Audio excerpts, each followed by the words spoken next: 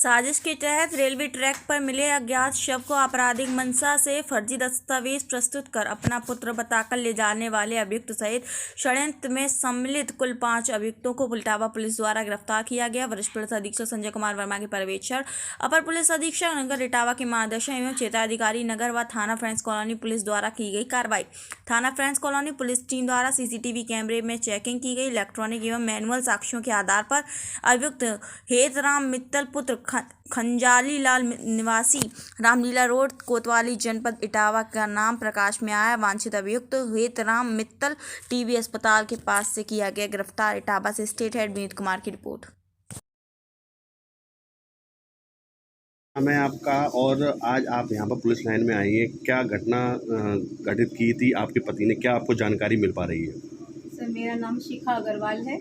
मेरे father mother दोनों की डेथ हो चुकी है सर। मेरा कोई नहीं है, मैं अकेली हूँ और मेरा 5 साल का छोटा बेटा है सर। मेरी इनसे शादी हेतराम मित्तल से 2009 में हुई थी सर। मुझे पता नहीं था, शादी के बाद पता चला कि इनकी 2 शादियाँ ऑलरेडी हो चुकी हैं। एक बुलंदशहर हुई है जिसका नाम नहीं पता, एक सर उचाना जींद हरियाणा में हुई है जिसका नाम मीना है और उसके 2 बच्चे हैं। एक कशिश लड़की है, लड़के का नाम नहीं पता।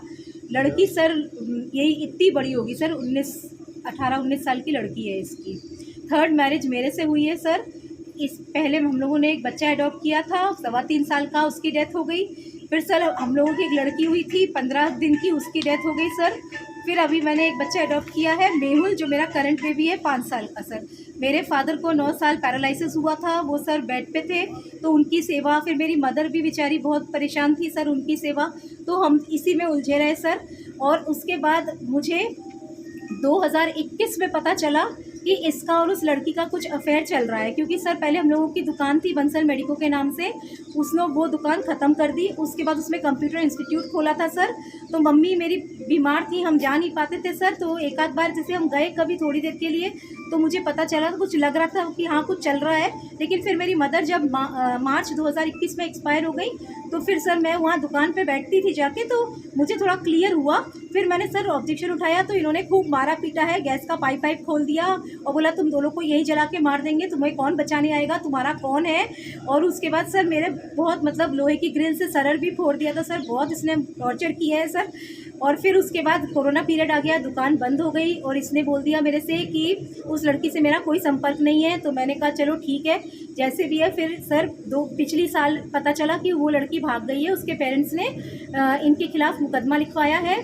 तो फिर जब ये बात सामने आई तो मैंने इसको बोला, तो इसने कहा कि नहीं ये सब झूठी कहानी है। फिर सर इसने किसी भी तरह से जो भी किया हो, इसने वो केस सॉर्ट आउट करवा दिया या कर दिया।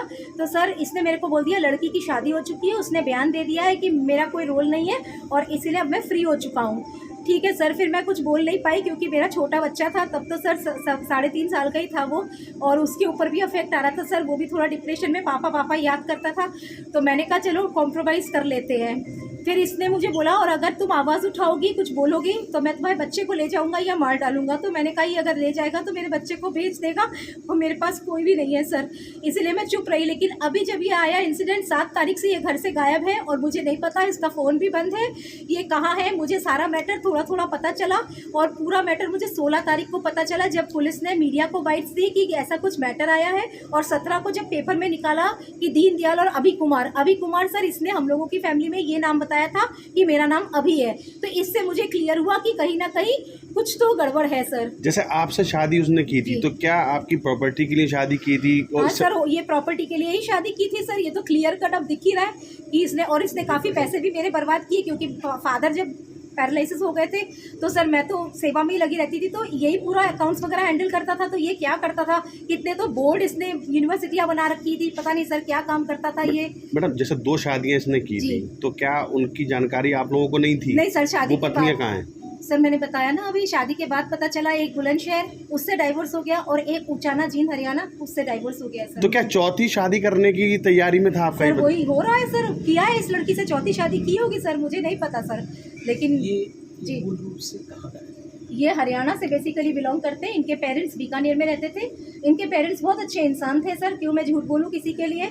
इनकी पूरी फैमिली बहुत अच्छी है, लेकिन ये बंदा ये बंदा बिल्कुल बिल्कुल बेकार है। अब पुलिस प्रशासन से आप अपने पति के खिलाफ किस तरीके की कार्रवाई चाहती मैं हैं? तो ये चाहती हूँ इसको कड़ी से कड़ी सजा हो, इसको उम्र कैद हो, क्योंकि अगर ये बाहर रहेगा तो ये मुझे और मेरे बच्चे को भी मार सकता है सर, ये कुछ भी कर सकता है बस।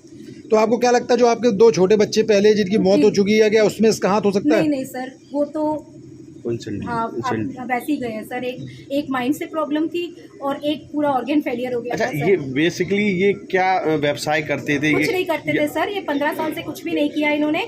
ये मेरे फादर के एक्चुअली कहा जाए तो टुकड़ों पे ही पलते थे सर। तो क्या वकील भी थे? वकील इन्होंने बाद में वकालत बाद में की है। तो ये भगवता शायद महंत भी बने जी, थे? महामंडलेश्वर भी बने थे, लेकिन मुझे तो लगता है वो भी सर पैसे देके ही बने होंगे सर, मुझे नहीं पता इस बारे में सर। ये सब जो पूरा रचना रचते थे, ये क्या लगता है आपको, इसके पीछे क्या दिमाग होगा इनका? सर ये तो नहीं बता पाऊंगी मैं क्या दिमाग है, लेकिन अब जैसे सर ने आपको बताया तो कुछ भी भैया इनका जो भी रहा हो सर, लेकिन मुझे तो ये लगता है कि लड़की और पैसा, बस 2 चीज़ है इसके लिए बस। ठीक।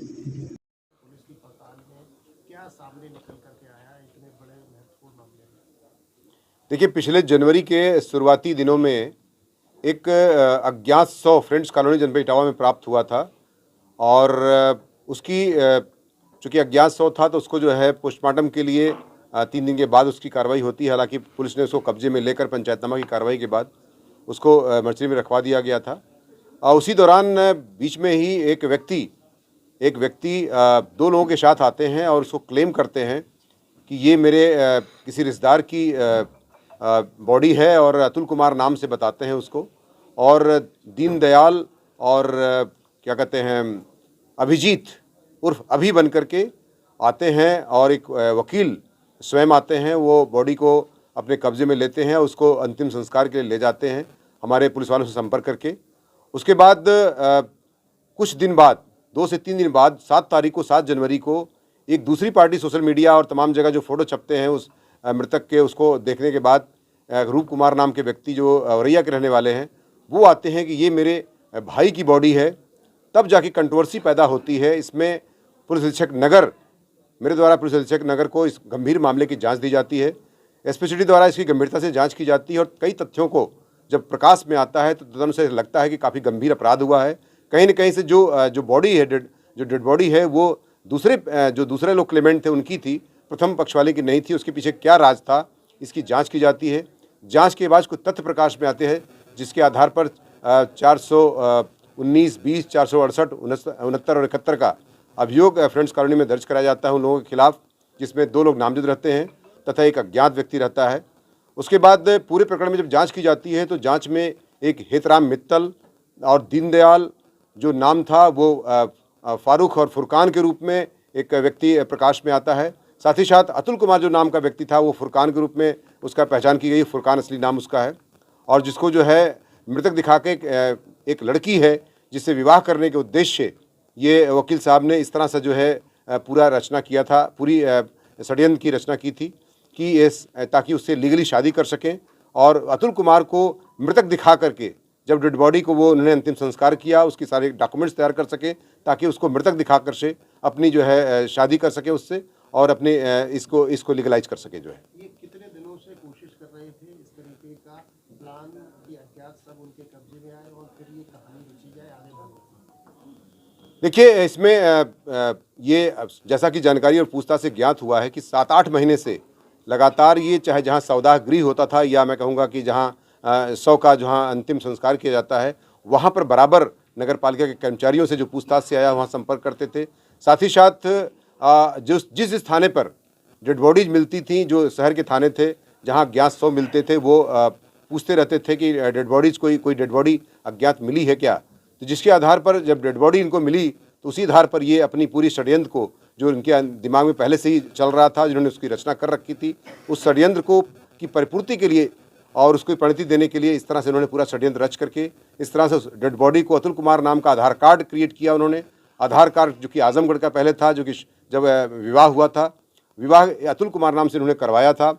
उसके बाद अतुल कुमार को मृतक दिखा करके ही उससे लीगली शादी कर सकते थे, जिसके आधार पर उन्होंने इस तरह की सारी कूट रचना अपने स्तर से की और तदनुसार विधिक कार्रवाई करते हुए इन सारे लोगों को, जिसमें वो महिला भी शामिल है, उसको गिरफ्तार किया गया है तथा विधिक कार्रवाई करते हुए उक्त धाराओं में जेल भेजने की कार्रवाई की जा रही है। जो मुस्कान है जिसकी उम्र 22 या 23 साल के आसपास है, क्या ये कहानी पूरी उसी को लेकर के रची गई है? बिल्कुल निश्चित तौर से ये जो लड़की है जिसके अफेयर में इन्होंने जो है पूरा इसको लीगलाइज करने के लिए और अतुल कुमार का जो उन्होंने विवाह करवाया था पहले, वो जब 2022 में एक घटना हुई थी, लड़की अपने घर से चली गई थी, तो यही उसमें योगदान दिए थे जिसकी वजह से वो चली गई थी और जो विवेचना में भी तथ्य प्रकाश में आए थे। लेकिन चूंकि ये उस समय लड़की नाबालिग थी और उन्होंने उसको वेट किया कुछ दिन, और वेट करने के बाद अतुल कुमार नाम के व्यक्ति को जो उन्होंने उसमें प्रोड्यूस किया था, माननीय उच्च न्यायालय में भी प्रस्तुत किया था, और उसके बाद उनका आधार कार्ड बनवा करके उसको पूरा लीगली जो अज्ञात शव को अतुल कुमार साबित करके, और शव जहाँ पर सौदागरी जहाँ होता है, जहाँ पर शव का अंतिम संस्कार किया जाता है, वहाँ पर भी कर्मचारी संपर्क करके उसमें अभिलेखों के आधार पर वो आधार कार्ड भी फर्जी बनवा करके इस तरह से अतुल कुमार को मृतक दिखा करके ताकि उससे लीगली अपनी पत्नी बना सके, और इसी कारण से पूरा इन्होंने षड्यंत्र रचा था और इसी प्रकार से वो उस अज्ञात शव को अपना बना करके ले गए थे। अदालत में अतुल कुमार नाम का शख्स कौन पेश किया गया था? फुरकान नाम का व्यक्ति है जो कि यहीं इटावा कोतवाली का रहने वाला है। फुरकान नाम का व्यक्ति है जिसे अतुल कुमार नाम से आधार कार्ड बना के उसको प्रस्तुत किया गया था और उसी को मृतक दिखा करके उससे विवाह करना की चेष्टा से उन्होंने इस पूरी षड्यंत्र की रचना की थी। ये जो मूल रूप से रहने वाले तो हेतराम मित्तल हरियाणा जींद के हैं, लेकिन उत्तर प्रदेश के इटावा में क्या बड़ी संपत्ति को लेकर के ये सब कर रहे हैं? देखिए, जांच का विषय है। फिलहाल जो प्रथम दृष्टया सामने आया है कि ये इनकी पत्नी जो है वो उनके पास प्रॉपर्टी है, उन्होंने शादी उनसे किया है।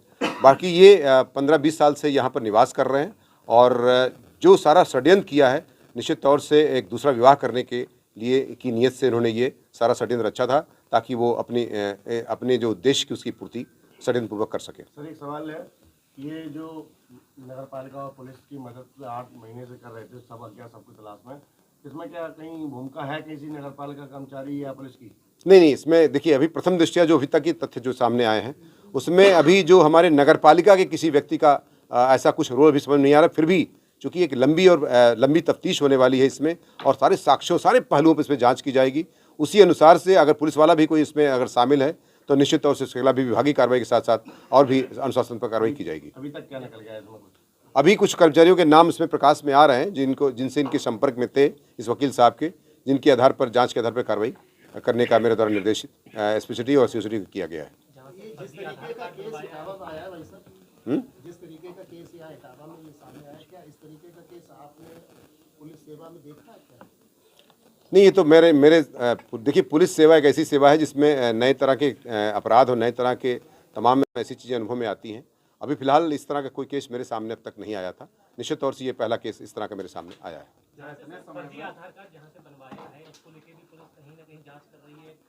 निश्चयतः वो जांच नहीं करी बल्कि काफ़ी जांच करके इसमें इस कंक्लूजन में पहुंची है कि जो आधार कार्ड बनाता था वो निश्चित तौर से मुलजिम है, उसका नाम प्रकाश में भी आ चुका है और उसको शीघ्र ही पुलिस गिरफ्तार कर लेगी। जो इतने समय में कहीं क्लेम वगैरह को तो नहीं किया गया? नहीं, कोई आर्थिक क्लेम अभी तक फिलहाल जांच में नहीं पाया गया है कि कोई आर्थिक क्लेम उस नाम से किया गया हो। जब मृतक को लेने आए थे ये लोग, तो उस समय क्या डॉक्यूमेंट्स दिए थे?